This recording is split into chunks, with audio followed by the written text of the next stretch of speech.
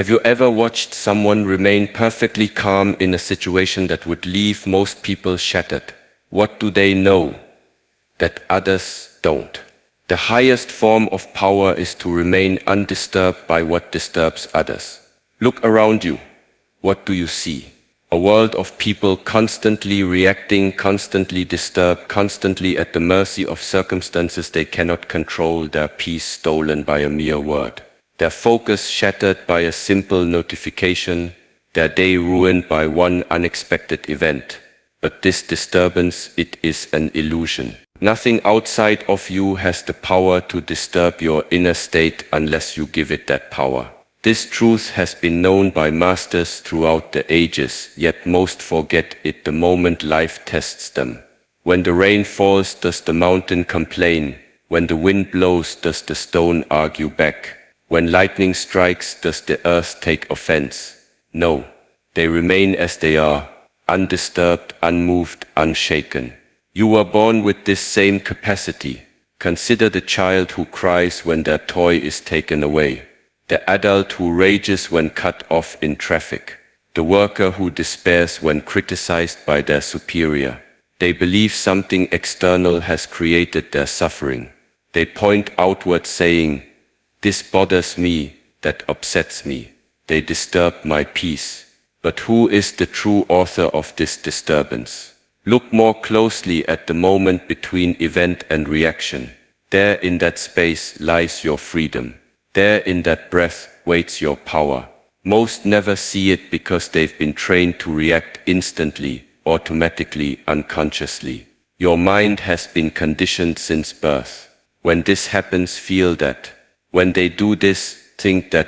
The programming runs deep, inherited from parents, teachers, society. Each reaction strengthened through repetition until it feels like truth itself. Of course I'm angry. Wouldn't anyone be? This is the great deception. Nothing inherently disturbs you, nothing carries within it the power to control your mind. Events simply occur. Words are merely spoken. Actions simply happen. The disturbance comes afterward, created within through interpretation, judgment, meaning. The untrained mind cannot see this. It believes the hammer caused the pain, not the hand that wields it. It believes the words caused the hurt, not the meaning assigned to them. It believes circumstances determine state, not perception. But the trained observer knows better. Watch your responses when circumstances challenge you. What happens in your body? Tension arises, breath shortens, heart races. These physical reactions occur before conscious thought, triggering ancient survival mechanisms. You become a creature of instinct rather than wisdom. The warrior's path begins with this observation, not fighting against reactions but witnessing them, not suppressing emotion but understanding its nature. Not denying disturbance but seeing its true source.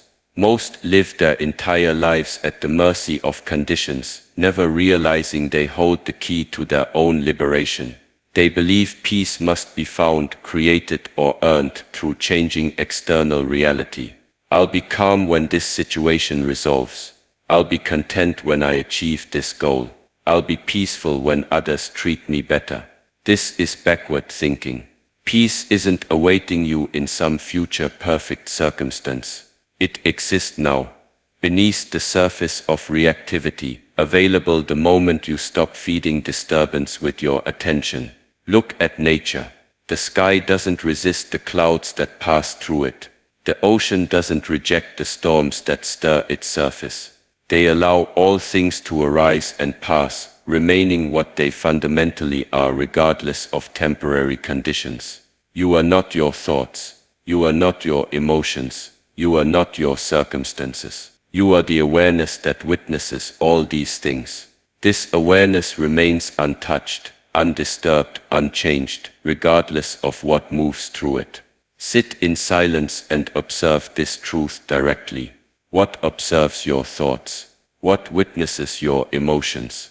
What remains when all else comes and goes? This unchanging presence is your true nature, the mountain beneath the changing weather of experience.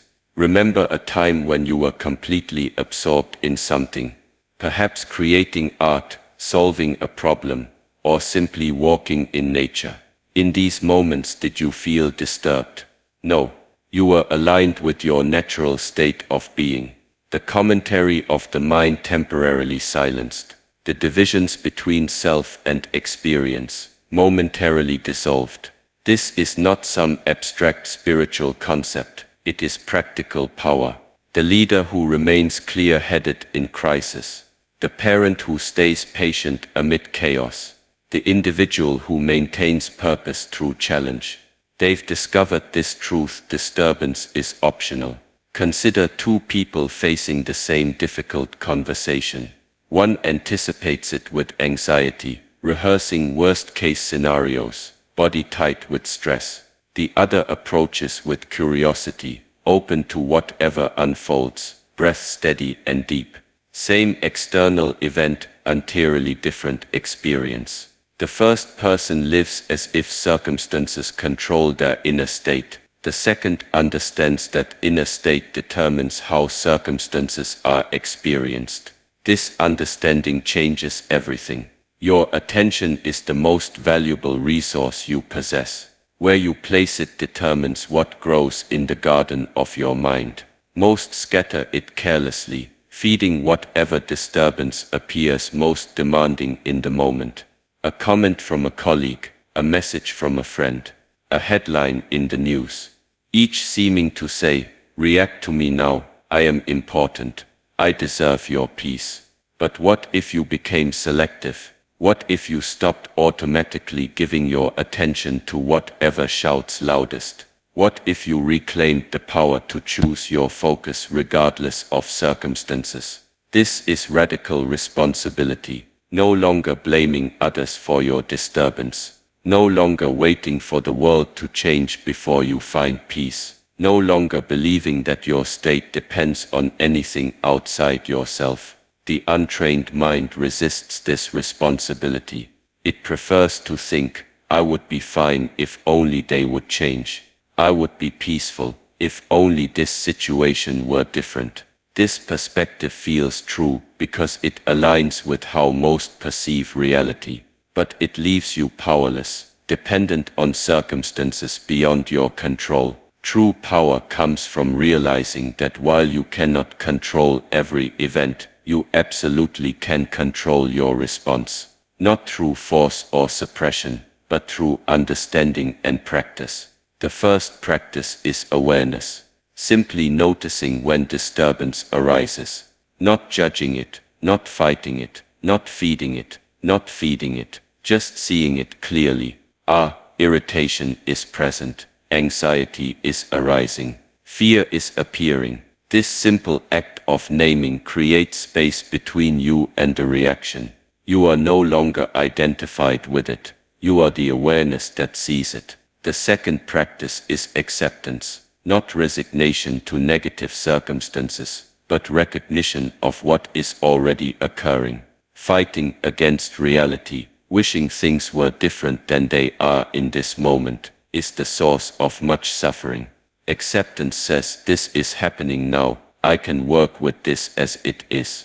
The third practice is conscious response. Once awareness has created space and acceptance has acknowledged reality, you can choose how to proceed, not from conditioned patterns, but from wisdom, not from emotional reactivity, but from clear seeing. This choice is your birthright. Consider the metaphor of the oak tree and the reed in a storm. The oak stands rigid, fighting against the wind, eventually breaking under pressure. The reed bends flexibly, accepting the force of the wind without resistance, returning to its natural position when the storm passes, which demonstrates greater strength. Flexibility is not weakness. Acceptance is not passivity. They are profound expressions of inner power. For thousands of years, warriors have known this truth. The fighter who tenses against a blow absorbs its full impact. The one who yields and redirects preserves their energy and gains advantage. Physical combat, simply makes visible what is true in all aspects of life minus resistance, creates suffering, while skillful yielding creates opportunity. Notice how much energy is wasted in disturbance, the mental replaying of offenses, the physical tension of anger, the emotional drain of anxiety. These states consume your life force, leaving little for what truly matters. The person who spends an hour bothered by a comment has lost that hour forever. Most people live constantly braced against life, muscles tight, mind vigilant, waiting for the next problem to defend against. They've forgotten how to release, how to trust, how to flow. They've mistaken tension for readiness and worry for preparation. True preparation comes not from anxious anticipation but from present moment awareness. The martial artist doesn't defeat an opponent by thinking about past defeats or future victories. They succeed through absolute presence, responding to what is actually happening rather than what they fear might happen. This quality of presence is available to you in every moment, not just in crisis. It is your natural state when the mind's unnecessary activity subsides. When you're fully engaged with what you're doing, might as whether cooking a meal, having a conversation, or completing a task. Disturbance cannot find purchase. It requires divided attention to take root. Remember, attention divided is power diminished. Attention unified is power multiplied. The paradox is that by ceasing to resist smaller disturbances, you develop the capacity to remain undisturbed by larger ones. The person who cannot tolerate a minor inconvenience without complaint will crumble under genuine hardship. The one who practices acceptance with life's small frustrations builds the muscle of equanimity that serves when true challenges arise. Every irritation offers training. Every frustration presents practice. Every disturbance delivers an opportunity to remember your true nature. The awareness that remains unchanged regardless of what moves through it. This doesn't mean suppressing genuine emotions or denying real problems. Quite the opposite. It means experiencing everything more fully but without being possessed by it. Sadness arises minus you feel completely. Honor its message, then allow it to pass. Anger appears, you acknowledge its energy, extract its wisdom, then release its grip. Most people do the reverse. They resist emotions they judge as negative, which only increases their power. They cling to emotions they judge as positive, creating dependency and fear of loss. Both approaches lead to disturbance. The alternative is allowing all states to arise and pass naturally without identification or resistance. Think of your mind as a vast sky. Thoughts and emotions are like clouds moving through it. Sometimes dark and turbulent, sometimes light and wispy. The untrained person believes they are the clouds, experiencing every change as a threat to identity. The trained observer knows they are the sky minus dark tinged by whatever weather passes through. This perspective transforms daily life. Traffic delays become opportunities to practice patience rather than triggers for frustration. Difficult people become teachers of compassion rather than sources of resentment. Unexpected changes become invitations to adaptability rather than reasons for resistance. Every master began as a novice. Every teacher started as a student. The path to remaining undisturbed amid life's challenges is walked one step at a time, one breath at a time, one moment at a time. Progress comes not from perfection but from practice. When you notice yourself becoming disturbed, don't add disturbance about being disturbed. Simply breathe, return to awareness. This is not failure but awakening minus the essential moment of remembering what you had temporarily forgotten. The world will continue to present challenges. People will act in ways you don't prefer. Circumstances will unfold differently than you expected. This is the nature of existence. The question is not whether these things will occur but who you will be when they do. Will you be thrown by every wind of circumstance, or will you remain grounded in your deeper nature? Will you react automatically from conditioning, or will you respond consciously from wisdom? Will you be controlled by external conditions, or will you be guided by internal clarity? These questions point to the central choice of human existence. Most never realize they have this choice. They believe their reactions are inevitable, their disturbances justified, their suffering necessary. They say anyone would feel this way, anyone would react this way. But the truth remains, nothing has the inherent power to disturb you. Nothing can take your peace without your participation. Nothing can control your state without your agreement. This understanding is the foundation of unshakable presence. The practices that develop this presence are simple but profound, bringing attention to the breath, observing thoughts without attachment, feeling sensations directly without the mind's commentary. These ancient techniques work because they align you with reality rather than concept, experience rather than interpretation. Through consistent practice, what once required effort becomes natural. The space between event and response widens. The attachment to particular outcomes loosens. The identification with mental states dissolves. You begin to experience life's movements without being moved by them. This is not indifference. It is not detachment from life, but engagement with a deeper dimension of being. From this foundation, your actions become more effective, not less. Your connections more authentic, not more distant. Your impact more meaningful, not more limited. Consider water. When disturbed, it becomes cloudy, its surface fragmented, its depth obscured. When still, it becomes clear, reflects perfectly, and reveals what lies beneath. Your mind operates by the same principle. Disturbance clouds perception, fragments attention, and obscures wisdom. Stillness brings clarity, reflection, and revelation. The ultimate paradox is this. To act powerfully in the world, you must be undisturbed by it. To care deeply about outcomes, you must be unattached to them. To love fully, you must not need anything from the beloved. These seeming contradictions resolve themselves in the experience of presence. Most seek control as the antidote to disturbance. If I could just make things go my way, I would be at peace.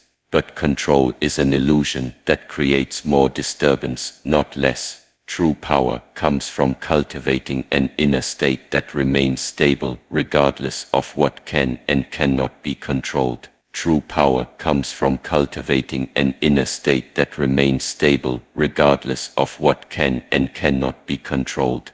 This cultivation is not passive. It requires practice, discipline, and understanding. The path of inner mastery follows 4 essential pillars that transform the ordinary mind into an extraordinary instrument of consciousness. The first pillar is stillness. Without stillness, you cannot see clearly. Without stillness, you remain caught in reaction. Without stillness, you miss the gap between stimulus and response where freedom resides. Most people fear stillness. They fill every moment with noise, movement, stimulation. They check devices, consume information, seek distraction, anything to avoid confronting the unexamined contents of their own minds. This avoidance creates a life of perpetual reaction, where peace remains forever out of reach. Stillness practice begins with the body. Sit upright, spine aligned, shoulders relaxed. Place your hands in a position of rest. Close your eyes or lower your gaze. Already, you have sent a signal to your nervous system. I am not in danger. I need not react. I can be still. Then bring awareness to your breath. Not controlling it, not changing it. Simply observing its natural rhythm. Notice the sensation of air entering your nostrils. Feel your chest and abdomen expand and contract. Follow a complete cycle. Inhale, exhale, then another and another. Within minutes, perhaps seconds, the mind will wander. This is not failure. This is the practice. Notice where attention has gone, minus a thought, a memory, a plan, then gently return to the breath. Each time you notice wandering and return, you strengthen the muscle of awareness. Each return is a moment of awakening. Most abandon stillness practice because they misunderstand its purpose. They believe the goal is to eliminate thoughts, achieve some special state, or feel a particular way. None of these are the point. The purpose is simply to witness the mind's movements without being moved by them, to create space between observation and identification. 20 minutes of stillness practice daily will transform your relationship with disturbance. What once triggered immediate reaction now unfolds more slowly, more visibly. You begin to see the components of reactivity, the thought, the emotion, the physical sensation, the impulse to act. Seeing clearly, you can choose differently. The second pillar is mindful movement. Your body and mind are not separate systems, but one integrated whole. How you move affects how you think, how you carry yourself, influences how you feel. Most move unconsciously, habitually, their bodies, expressing and reinforcing their mental patterns. Watch someone in distress, minus shoulders hunched, breathing shallow, movements tense or fidgety. Their physical state both reflects and maintains their mental disturbance. Change the body and you change the mind. This understanding has been central to wisdom traditions for thousands of years. Practice moving with complete awareness, whether walking, stretching, or engaging in more formal practices like Tai Chi or yoga. Bring your full attention to the sensations of the body in motion. Feel the foot contacting the ground. Notice the shift of weight. Sense the interplay of stability and momentum. When thoughts arise, as they inevitably will, simply return attention to physical sensation.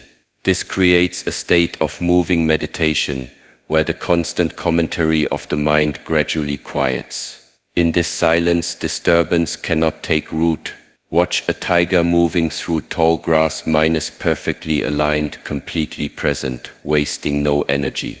This natural economy of attention and effort is your birthright as well. No division between doer and doing, no separation between awareness and action, no gap between intention and execution.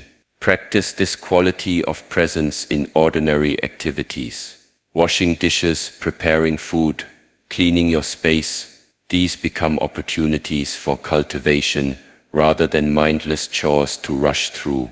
The way you do anything is the way you do everything.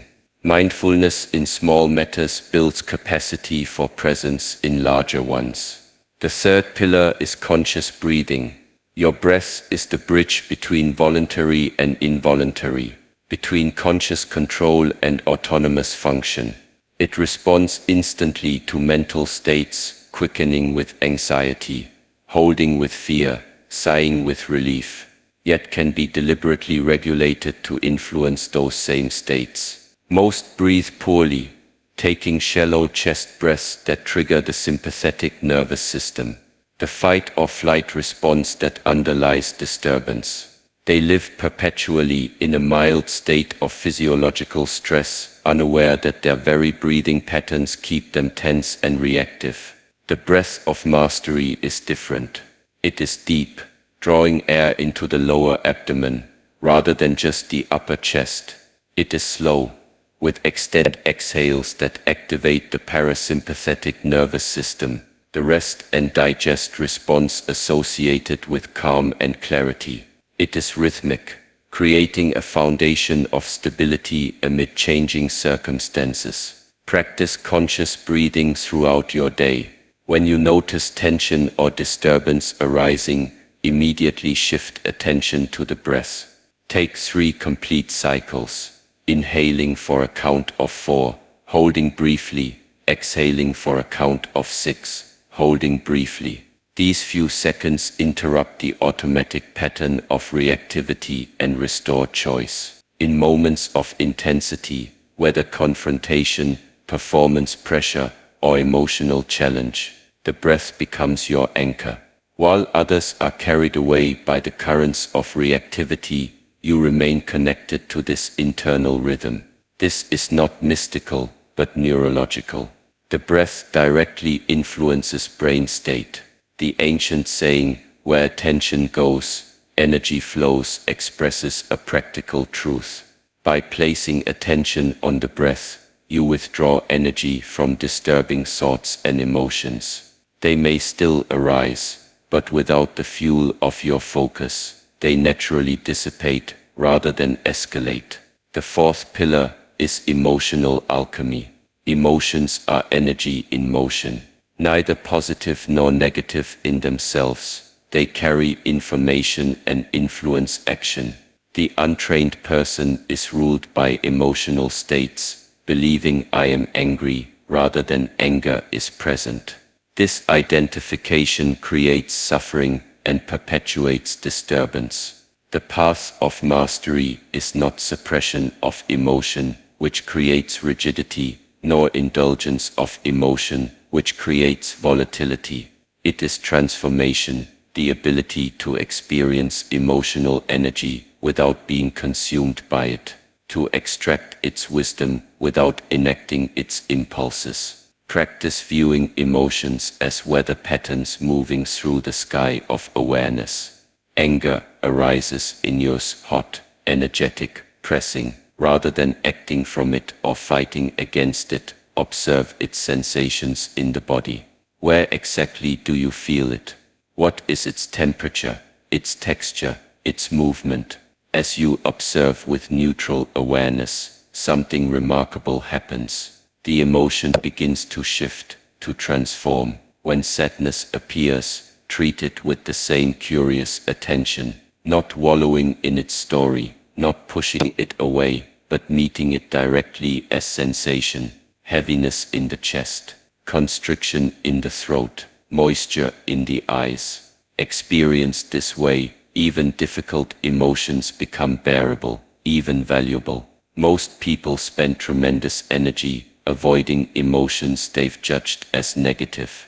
This avoidance gives these states more power, not less. The willingness to feel everything fully, without resistance, actually creates resilience. You become like the mountain stream that purifies itself through movement, rather than the stagnant pond that grows toxic through containment. These four pillars, stillness, mindful movement, conscious breathing, and emotional alchemy, form the foundation of inner mastery. Though described separately, they function as one integrated system of practice. Stillness reveals the contents of mind. Movement integrates awareness into action. Breath regulates the nervous system. Emotional alchemy transforms reactive patterns into responsive wisdom. Through consistent practice, what begins as deliberate effort gradually becomes your natural state. The gap between stimulus and response widens from milliseconds to moments. The identification with thought and emotion loosens.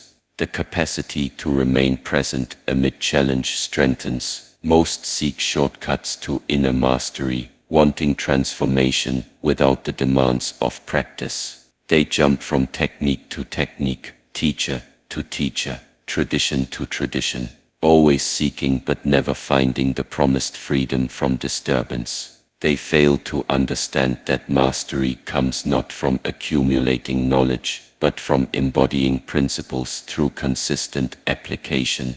The warrior understands this truth. Before attempting complex techniques, they perfect the fundamentals. Before engaging an opponent, they master themselves. Before seeking external victory, they establish internal order. This patience seems inefficient to the untrained eye but proves most effective in the long term. Your practice must become as natural as breathing, as consistent as the heartbeat. Not something you do occasionally, when conditions permit, but something you are, something you live, moment by moment, day by day. The person who meditates for an hour but lives reactively for 23, has not understood the path. Consider how you respond when someone speaks harshly to you. Without training, the reaction is automatic, neaking tension in the body, defensive thoughts, emotional flare, impulsive words. With training, you notice the initial physiological response, but before it cascades into speech and action, awareness intervenes. You breathe, you observe without identification, you respond from clarity rather than reactivity. This capacity determines the quality of your life more than any external factor. The person who reacts unconsciously to triggers creates unnecessary conflict, damages relationships, and lives in perpetual disturbance, regardless of circumstances. The one who responds consciously creates harmony, builds trust, and maintains inner stability even in challenging conditions. The practices that develop this capacity are not complex, but they demand consistency and sincerity. 10 minutes of half-hearted meditation produces less transformation than 1 minute of complete presence. An hour of mechanical movement yields less integration than a single step taken with full awareness. Quality of attention matters more than quantity of time. Begin where you are, with what you have. If sitting in stillness feels impossible, start with 2 minutes. If formal movement practice seems daunting, bring mindfulness to your next walk. If emotional patterns feel overwhelming, work with mild states before addressing intense ones. The path accommodates all starting points, requiring only honest effort and patient persistence. Remember that every master was once a beginner, every teacher once struggled with the same fundamentals that challenge you now. The difference lies not in talent or luck, but in commitment to practice, despite difficulty, despite distraction, despite the mind's resistance. Those who persist transform, those who stop remain the same. The obstacles you'll encounter are predictable. The mind will argue that practice is unnecessary, impractical, or ineffective. It will generate excuses about lack of time, energy, or ideal conditions. It will compare your experience unfavorably with others or with your own expectations. Recognize these as forms of resistance, not reasons to abandon practice. Physical discomfort will arise during stillness, minus, an itch, restlessness. Emotional discomfort will appear during self-observation, boredom, irritation, sadness. These are not problems, but opportunities, invitations to deepen your capacity to be with experience without immediate reaction. As you practice non-reactivity with minor discomforts, you build capacity for equanimity with major challenges. Progress on this path is rarely linear.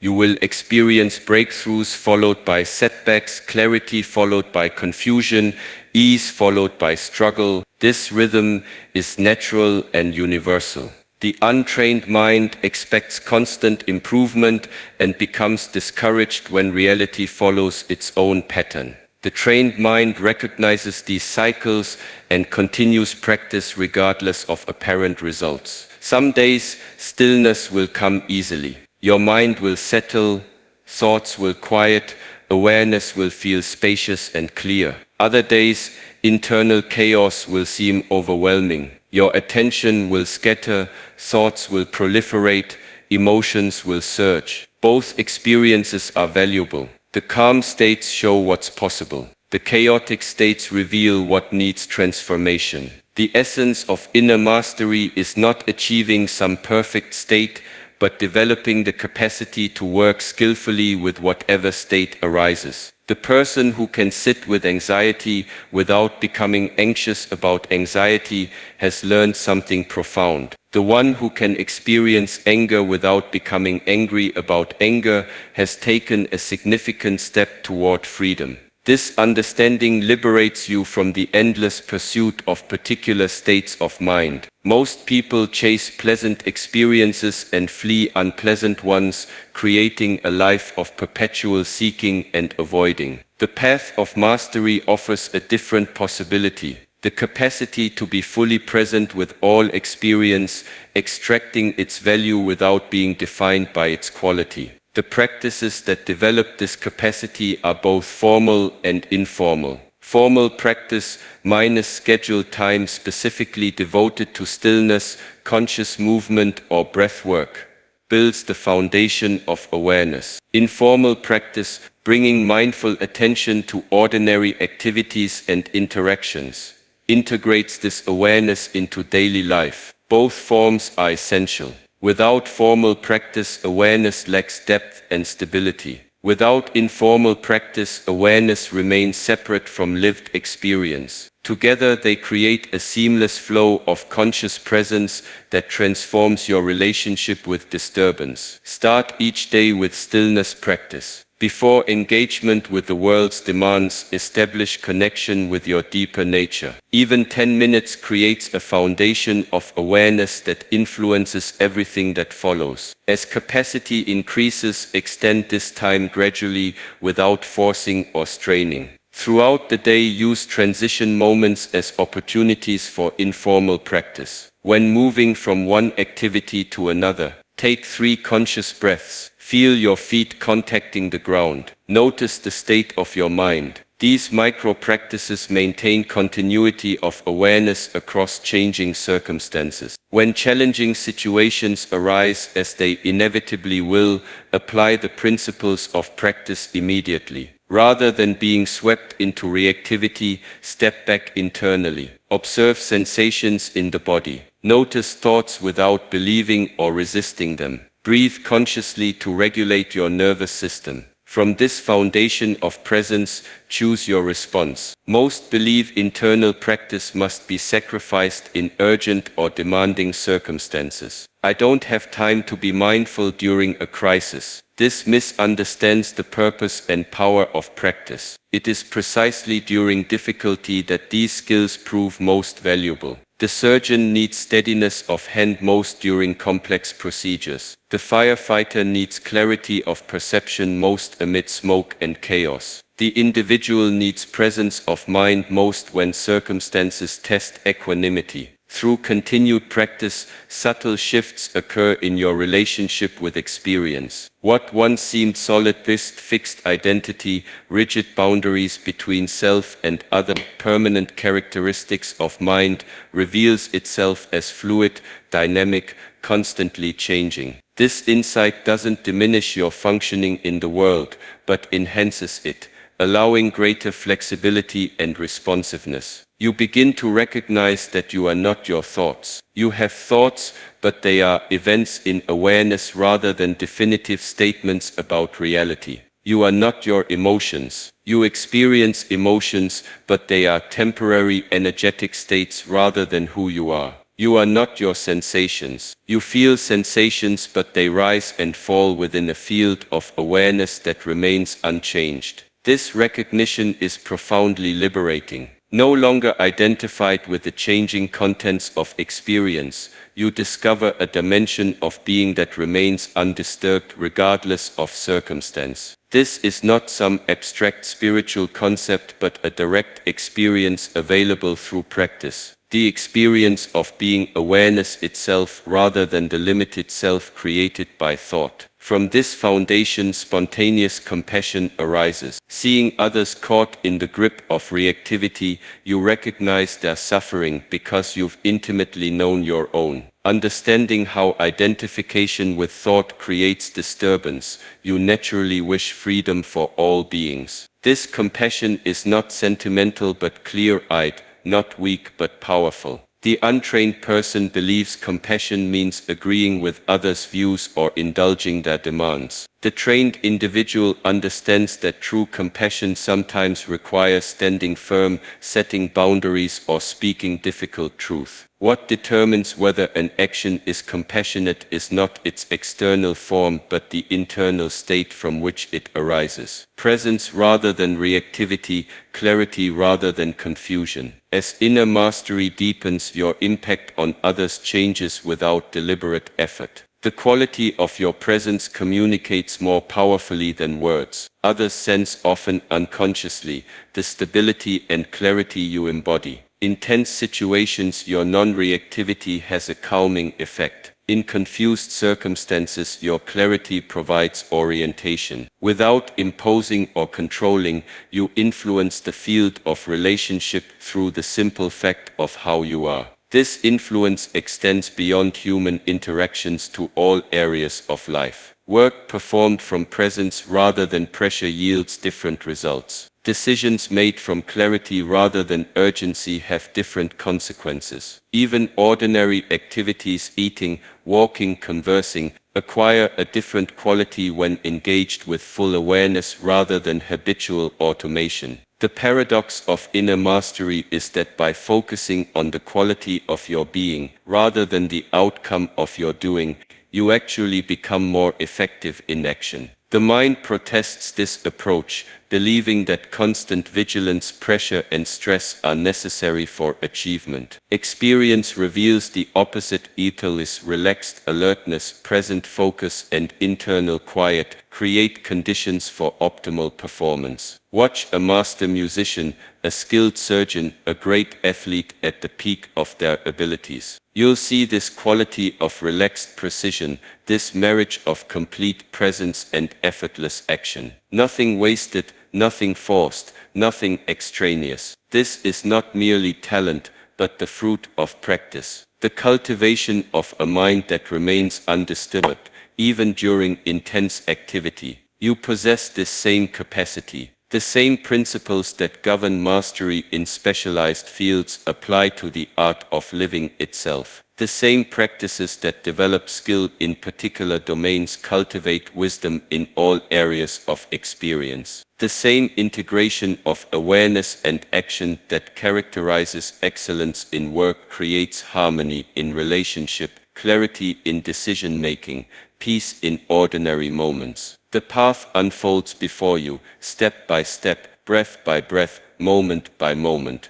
Not a journey to some distant destination, but an awakening to what has always been present. Not an achievement of something new, but a recognition of something fundamental. Not an escape from life's challenges, but a transformation in how they are met. Each time you choose presence over reaction, you strengthen this capacity. Each time you return attention to the present moment, you weaken the hold of disturbance. Each time you respond from clarity rather than conditioning, you express your true nature and invite others to recognize their own. This is the essence of inner mastery, not perfection but practice, not escape but engagement, not control but clarity. The undisturbed mind is not one that experiences no challenges, but one that meets all experience with the spaciousness of awareness, the steadiness of presence, the wisdom of non-identification. From this foundation, true power flows, not power over others, but power with reality, not domination but participation, not force but influence. This power operates according to different principles than those that govern egoic striving. It accomplishes without exhaustion, succeeds without attachment, transforms without resistance. This power operates according to different principles than those that govern egoic striving. It accomplishes without exhaustion, succeeds without attachment, transforms without resistance. Living from the center rather than the periphery of your being changes everything. When you operate from your true nature rather than your conditioned personality, life unfolds with remarkable effectiveness and unexpected grace. What does it mean to live from the center? Think of a spinning wheel. At the rim, movement is chaotic, constant, dizzying. At the center, Even as the wheel turns at great speed, there exists a point of perfect stillness. Most live their entire lives at the rim, wondering why existence feels so turbulent. The invitation is to find your place at the axis, modally engaged with life's movement, yet anchored in that which does not move. This center exists within you right now. It is not something to create, but something to recognize. Not something to achieve, but something to remember. It has been called by many names across traditions and time, minus the self, true nature, Buddha mind, Christ consciousness, Atman. These words point to the same reality, the dimension of your being that remains undisturbed, regardless of circumstance. How does this understanding translate into practical living? How does inner cultivation express itself in ordinary situations? Through 7 essential qualities that mark the centered life. The first quality is presence. Most people are perpetually elsewhere, mentally rehearsing future scenarios or rehashing past events. Their bodies occupy the present while their minds wander through time. This division creates suffering and ineffectiveness. Problems arise in the present, but cannot be solved from the past or future. Living from the center means bringing your full attention to what is actually happening now. When speaking with someone, you listen completely rather than planning your response. When working on a task, you engage wholeheartedly rather than rushing to completion. When resting, you rest entirely rather than filling the space with distraction. This quality of presence transforms every interaction. People sense when you are truly with them versus merely near them. They feel acknowledged, seen, respected. Not because you've done anything special, but because you've done the most fundamental thing. You've shown up completely. Presence brings clarity to challenging situations. Most confusion arises not from complex circumstances, but from divided attention. Trying to process what is happening while simultaneously worrying about what might happen or analyzing what has already occurred. When attention unifies in the present moment, solutions often become obvious, decisions clear, actions precise. The second quality is non-reactivity. The untrained person operates through stimulus and response. Something happens, and they react automatically, predictably, unconsciously. A critical comment triggers defensiveness. An unexpected obstacle provokes frustration. A pleasant experience creates attachment. These reactions seem inevitable, but they are merely habitual. Living from the center means maintaining space between stimulus and response. You feel the initial impulse of reaction, but instead of immediately acting on it, you observe it with awareness. This creates a crucial moment of freedom, the opportunity to respond consciously rather than react mechanically.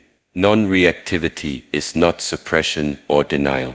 You don't pretend not to feel anger, fear, desire, or any other human emotion. You simply refrain from being driven by these states automatically. You neither express them unconsciously nor repress them unhealthily. You acknowledge their presence without granting them authority over your actions. This capacity transforms relationships profoundly. Where others engage in predictable patterns of reaction and counter-reaction, you introduce a new element, conscious choice. This breaks cycles of conflict, misunderstanding, and escalation that characterize most human interaction. The third quality is authenticity. Most people live behind masks, presenting carefully constructed versions of themselves to different audiences. They speak and act according to expectations rather than truth. This performance requires tremendous energy and creates internal division.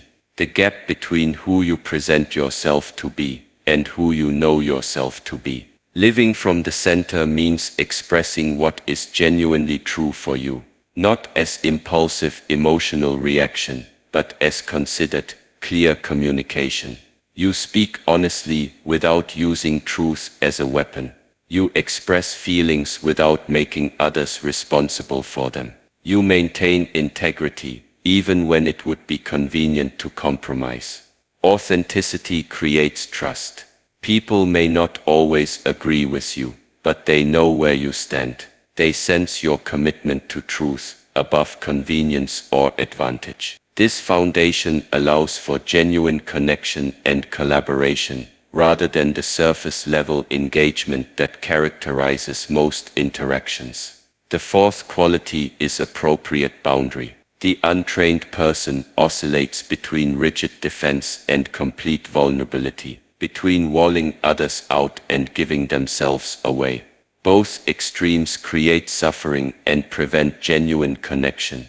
Living from the center means establishing boundaries that are neither walls nor absences, more like permeable membranes that allow selective engagement. You recognize what is yours to carry and what belongs to others. You take responsibility for your actions, emotions, and choices, without assuming responsibility for everyone else's. You offer help without becoming enmeshed. You show compassion without absorbing others' pain as your own. This quality transforms helping relationships, whether as parent, friend, partner, or professional. You serve more effectively by maintaining appropriate boundary. You avoid both cold detachment and draining over-involvement. You remain present with others' suffering without becoming lost in it. The fifth quality is resilience. Life inevitably brings challenges, loss, failure, illness, disappointment. The untrained person is devastated by these experiences, requiring long recovery from even minor setbacks. Living from the center means developing the capacity to bend without breaking, to be moved without being uprooted, to feel pain without becoming defined by suffering. This resilience comes not from hardening yourself, but from recognizing that your essential nature remains untouched even by significant difficulty. Events may affect your circumstances, your body, your emotions, but they cannot reach the center of awareness that witnesses all experience. This understanding creates a profound form of security, not dependent on external conditions. When others are overwhelmed by challenge, you maintain perspective. When circumstances appear disastrous, you recognize their impermanence. When emotional storms arise, you allow their movement without being swept away by their force. This capacity serves not only you, but everyone in your sphere of influence. The sixth quality is creative response. Most people approach problems with fixed strategies based on past experience or received wisdom. When these fail, they simply try harder in the same direction, or give up entirely. Living from the center means engaging challenges with fresh perception, responding to what is actually happening rather than what you expect or fear might happen. This creative responsiveness flows naturally from presence. When you are fully attentive to reality as it is, not as you wish or fear it to be, innovative solutions arise spontaneously. You see possibilities invisible to the distracted or predetermined mind. You access intuitive knowing beyond logical analysis alone. Obstacles become opportunities. Constraints become creative catalysts. Problems become portals to new understanding. This is not positive thinking or wishful optimism, but the natural creativity that emerges when perception is clear and attention is unified. The seventh quality is effortless. Effort. The untrained person lives in constant strain, either over-efforting from anxiety or underperforming from resistance. Both create inefficiency and exhaustion. Living from the center means finding the middle path of appropriate action, doing precisely what is needed, neither more nor less, with full engagement but minimal tension. Ancient wisdom traditions call this non-doing or actionless action, not the absence of activity, but the absence of the egoic doer, who creates friction through attachment to outcome, fear of failure, or need for recognition. Actions flow from clear seeing rather than striving, from response to necessity rather than reaction to pressure.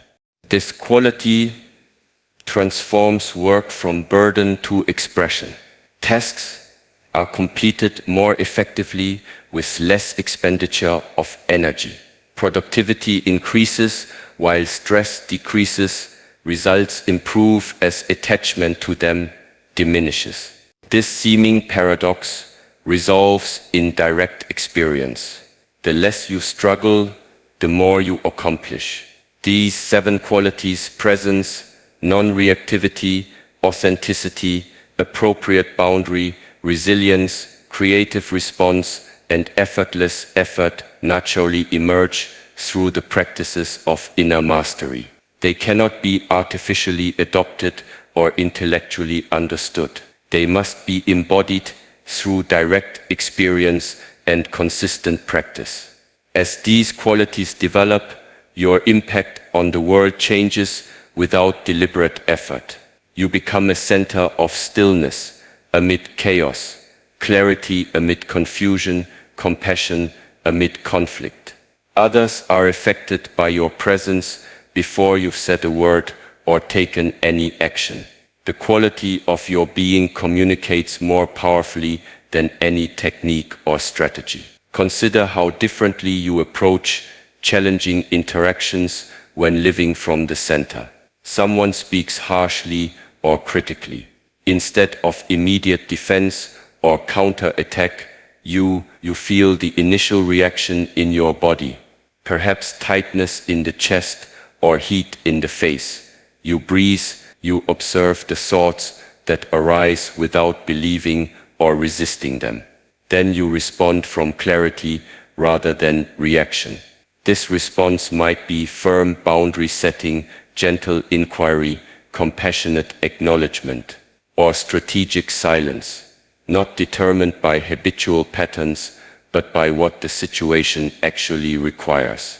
The other person may continue their reactivity, but you refuse to join the dance of unconscious pattern. Your centered presence offers an invitation to greater awareness, whether accepted in the moment or not. Or consider how decisions change when made from the center rather than the periphery of your being. When caught in reactivity, decisions are driven by fear, greed, or the need for approval, even when disguised as rational analysis. When centered, decisions arise from clear perception of reality and alignment with deeper values. The mind serves wisdom rather than fear, discernment rather than desire. Even ordinary activities transform when engaged from the center. Eating becomes not mindless consumption, but conscious nourishment. Movement becomes not mere transportation, but embodied presence. Conversation becomes not information exchange, but genuine communion. Rest becomes not collapse from exhaustion, but conscious renewal. The greatest misconception about living from the center is that it requires withdrawal from ordinary life, retreating to mountains, adopting ascetic practices, or abandoning normal responsibilities. The truth is precisely opposite. This way of being fully engages with life while remaining unentangled by its dramas. It participates completely while maintaining the perspective of the witnessing awareness. The marketplace, the family home, the workplace, the public arena, these are your temples of practice. The interactions that trigger reactivity, the challenges that provoke anxiety, the conflicts that generate stress. These are your teachers of wisdom. Nothing needs to change externally for transformation to occur internally. In fact, it is within the very conditions you might wish to escape that the greatest growth becomes possible. This understanding liberates you from waiting for perfect circumstances. You need not quit your job, end your relationship, move to a new location, or achieve some special state before living from your center. The invitation is to begin now, exactly where you are, with whatever situation presents itself. The present moment, however challenging, contains everything needed for awakening. Most spiritual traditions emphasize this truth. Enlightenment is not an escape from reality, but a complete immersion in it. Not transcendence of ordinary experience, but transformation in relationship to it. Not achieving some extraordinary state, but recognizing the extraordinary nature of every ordinary moment when perceived with clarity. The ancient masters taught through direct pointing rather than complex theory. When asked about the nature of enlightenment, one replied by raising his hand. Another answered by drinking tea with complete attention. Another responded by continuing to sweep the temple floor. These were not evasions but demonstrations on this, showing that awakened awareness operates within ordinary activities, not separate from them. You have experienced moments of this centered awareness throughout your life, though you may not have recognized their significance. Times of complete absorption in activity, when the sense of separate self temporarily dissolved. Moments of crisis when unusual clarity suddenly emerged. Experiences in nature when boundaries between inner and outer seem to vanish. These glimpses reveal what is possible as an ongoing reality rather than occasional experience. The path to making this state more continuous begins with recognition when it naturally occurs. Notice the quality of those moments when you are naturally present, responsive rather than reactive, authentic rather than performative. Feel the distinctive signature of centered awareness. The spaciousness, the clarity, the quiet aliveness. This recognition creates a reference point for practice. Then cultivate conditions that support this awareness. The body calm but energized. The breath deep and rhythmic. Attention unified rather than fragmented. Thoughts witnessed rather than identified with emotions. Acknowledged rather than suppressed or indulged.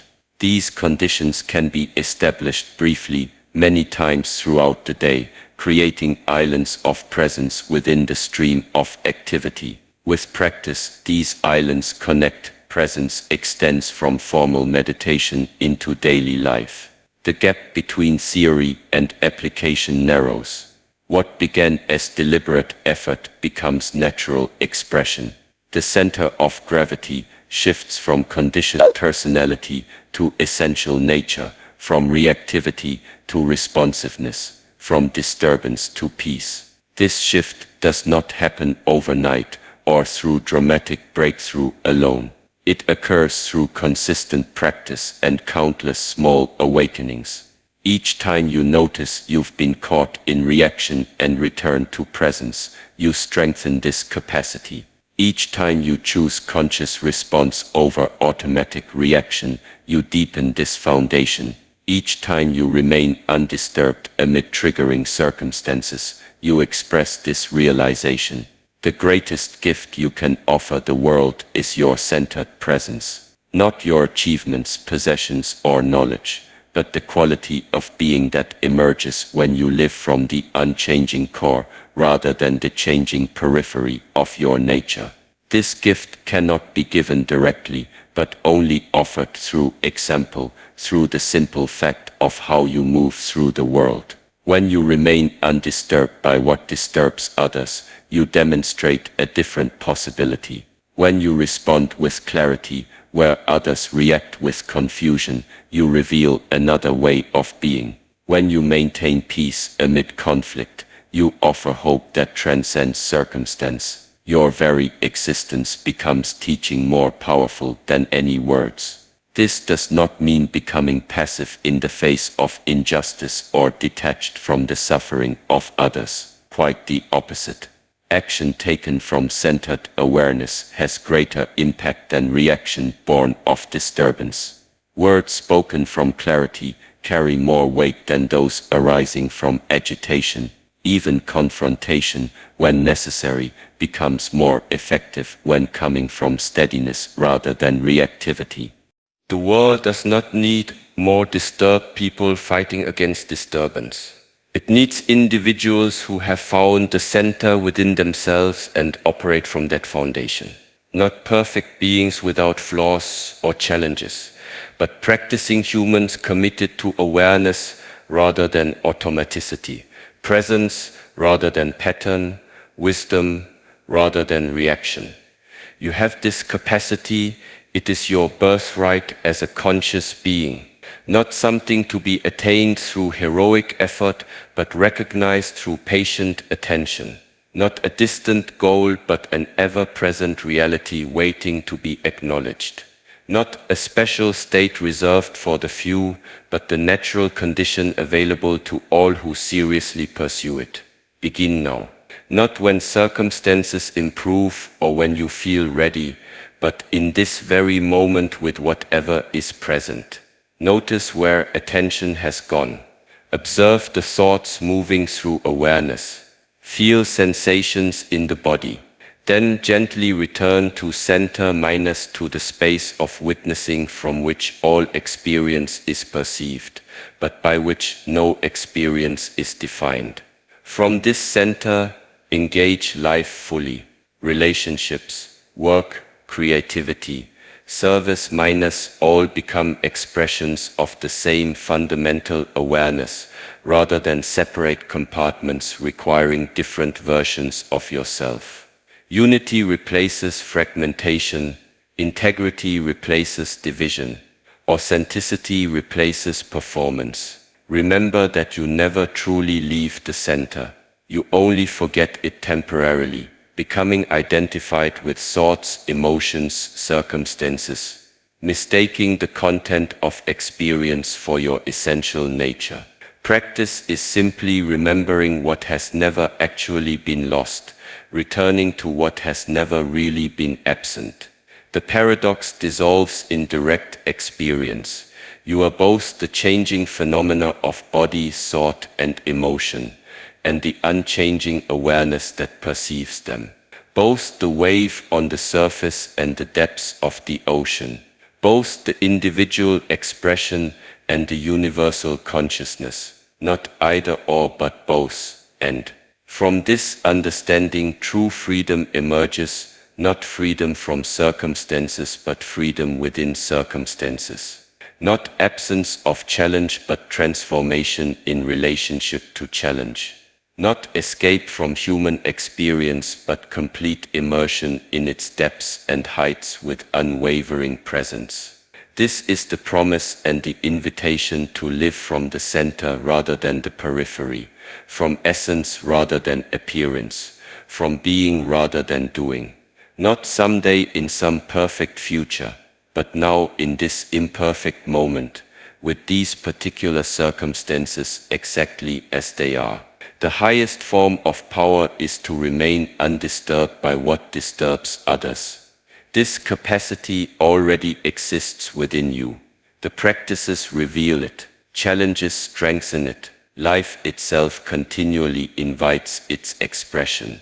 The choice to accept this invitation again and again, moment by moment, transforms not only your experience, but your impact on everything and everyone you touch. Begin where you are. Start with what is before you. Take the next conscious breath. Make the next aware choice. Speak the next authentic word. Through these seemingly small acts, the greatest transformation unfolds. Not through grand gestures or dramatic declarations, but through the quiet revolution of remaining present when presence is most challenging, centered when centeredness seems most impossible. This is your path. This is your practice. This is your gift to a world desperately in need of undisturbed minds and unshakable presence. Not perfect, not complete, not finished, but committed to waking up in each moment, to choosing consciousness over conditioning, to living from the center rather than the edge of your being. The power is already yours, the wisdom already present, the capacity already developed. Recognition reveals what effort could never create. Presence unveils what seeking could never find. This moment contains everything needed for awakening. Is exactly as you are.